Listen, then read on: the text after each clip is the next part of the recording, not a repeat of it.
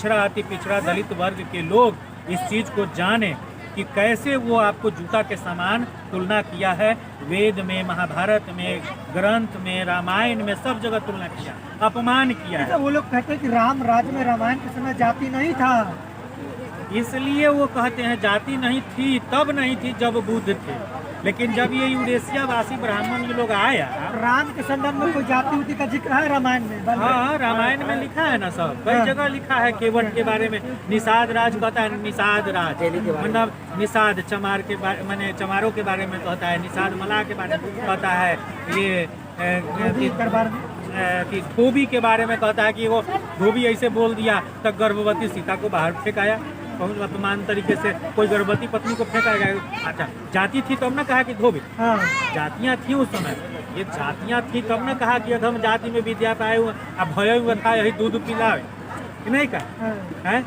आसापत तारत पुरुष कहनता विप्र पूज्य गाव ही संता, ये सब जातियाँ थी उस समय। और ब्राह्मणों ने ही जातियाँ बनाया था कि ठग के खाने के लिए, नीचा दिखाने के लिए, तो ब्राह्मण बनाया। सर अभी जो एक कार्यक्रम हो रहा है सैनी समाज में, वीरांगना फूलन देवी, उन्होंने अपने अंतिम समय में बौद्ध धर्म को अपना लिया था, कहीं ना कहीं उसका प्रभाव दिख रहा है क्या? हाँ बिल्कुल, बिल्कुल प्रभाव दिख रहा है, बहुत बड़ा प्रभाव दिख रहा है। हम कहते हैं कि फूलन देवी जैसी बेटियां को आत्मबल होना चाहिए। फूलन देवी जी के साथ में जितना माने अत्याचार हुआ, उस अत्याचार के लिए वो विद्रोह करके और उन आतताइयों को माने सबक सिखाकर उनकी हत्या करके और अपना अपमान का वो बदला ली। और अपना अपमान के साथ साथ वो पूरे विश्व के जगत के बेटियों को संदेश दी कि अगर तुम्हारे साथ कोई अपमान अत्याचार करता है तो तुम उसको बर्दाश्त मत करो, उसको मुंहतोड़ जवाब दो।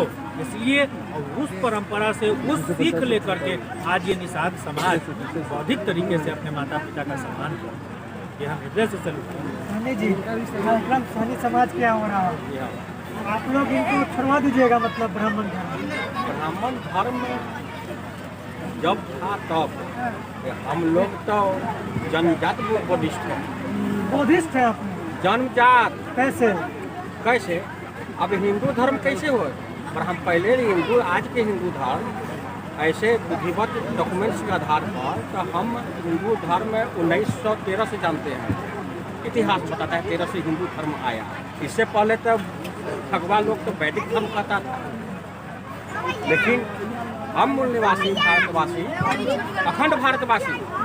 अब मेरा मतलब कि से अखंड भारत कहने का तात्पर्य जान लीजिए, सम्राट अशोक का टाइम से का भारत का नक्शा देखिए, उस समय का हम ऑलरेडी है। आज वर्तमान परिवेश में जितने भी मूल निवासी समूह है, पिछड़ा वर्ग, अति पिछड़ा वर्ग, अनुसूचित जाति, अनुसूचित जनजाति, धर्म परिवर्तित जो भारतवासी है, वो सभी जनजात बुद्धिस्ट हैं।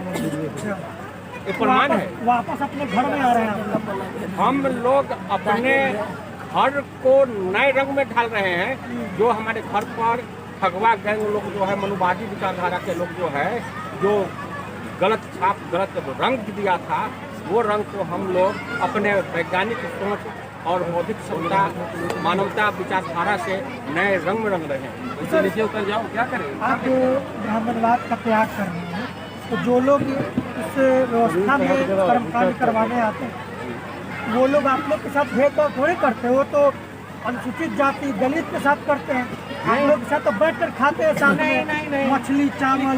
कहने का बात है, कहने का बात है, ये भ्रमित करने की बात है। आप बताइए कि क्या सच है? अरे हम कभी, अरे हम मलाह जाति से बिलोंग करते हैं। आप सोचने वाली बात है, हम मानव हैं, हमको मलाह कहता है। एक मानव के बच्चे को भी मतलब वो दुसाद बोलता है, यादव बोलता है, कोयरी बोलता है, कुर्मी बोलता है, चमार बोलता है, डोम बोलता है, करोड़वाद हो जाति को भी बांट दिया है। तो वो लोग ब्राह्मणवाद को, ब्राह्मण आर्यों से जो जितना लड़ा उतना वो अशुद्ध हो गया। ब्राह्मणी वेद में देखिए, ब्राह्मणी वेद ना सर कि आप लोग साथ प्रैक्टिकल में भेदभाव होता है? एकदम होता है, क्या एकदम हो रहा है भेदभाव। मला करके प्रताड़ित किया जाता है। आपके यहाँ वो आते हैं तो क्या भेदभाव करते हैं? हमारे यहाँ होता है जो व्यवहार से लेकर के, चाल चलन से लेकर के, मानवता गुण में हमेशा भेदभाव है। कैसे भोज खाते हैं चावल मतलब वो ब्राह्मण खाएगा नहीं खाते हैं आपके यहाँ नहीं नहीं खाता है, सवाल ही नहीं है, अपनी नहीं खाते आपके यहाँ बैठ के नहीं खाता है। क्या मांग करते हैं? मांग करता है खीर, हाँ चिवड़ा, हाँ दही, हाँ ओहो सब बिना अंतिम में गोबर गणेश पूजा ला, हाँ। ओकरा बाद तो दिक्कत क्या हो गया ब्राह्मणी व्यवस्था से?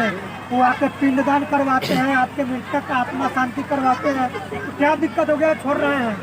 आत्मा का शांति करवाता है। हम लोग पढ़े लिखे हैं, आज हमारा समाज में डॉक्टर, इंजीनियर, जस्टिस, साइंटिस्ट भी है, तो जब पढ़े हैं तब हम आत्मा परमात्मा का भेद जाने हैं। हाँ ये सब फसला है, अंधविश्वास, रूढ़िवादी थोपे हुए हैं, और तब हमसे ठग रहा है वो परजीवी की तरह, वो हम पर हावी है। जिस तरह से अमरलत्ती जो होता है पेड़ पौधा पर परजीवी, उस तरह से मानवतावादी में ब्राह्मण जो है वो परजीवी है। अच्छा, बोल चाल में भेदभाव नहीं होता, प्रणाम तो करता होगा आपको एकदम बाबा? एकदम एकदम चच्चा बाबा कहते हैं आप लोग? सवाल ही नहीं है। क्या कहता है? अरे हमारा समाज का हमारा दादाजी होंगे, हाँ वो नवजात ब्राह्मण को भी प्रणाम करते हैं, किसे प्रणाम, पंडित जी पाँव लागी से पंडित जी कहता है जी। समाज के लोग कहते हैं? हाँ हमारे समाज के लोग कहते हैं, हाँ हाँ प्रणाम करते हैं, चरण वंदना करते हैं। यहाँ तक है किसी शुभ श्राद्ध में, शुभ अनुष्ठान में, मतलब किसी पूजा करवाता है। हम पढ़े लिखे आदमी हैं, इसीलिए छोड़ रहे हैं। छोड़ रहे हैं कि हम छोड़े हुए हैं, अपने समाज को भी छोड़ने के लिए प्रेरित करते हैं। हम कहाँ मानते हैं? सर नरक में भेजवाइएगा सबको। नरक कहाँ है? नरक कहाँ है? कोई है? आसमान में है। अरे जान कहा दे रहे हैं तुम आसमान लोग में नीचे से सुनो दे रहा है। एक फंड में नरक के बारे में जानते हैं, हमारे साइंटिस्ट लोग एक फंड के बारे में जानते हैं।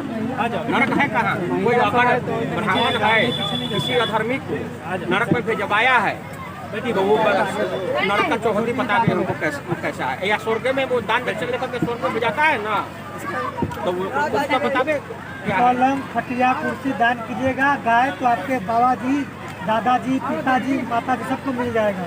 धन्यवाद धन्यवाद। ये जो है पलंग पटिहाट और दान पुण्य के नाम पर अपने मृतकों को हम लोग समाज से दान लेता है, इसके पीछे भी बड़ी साजिश है।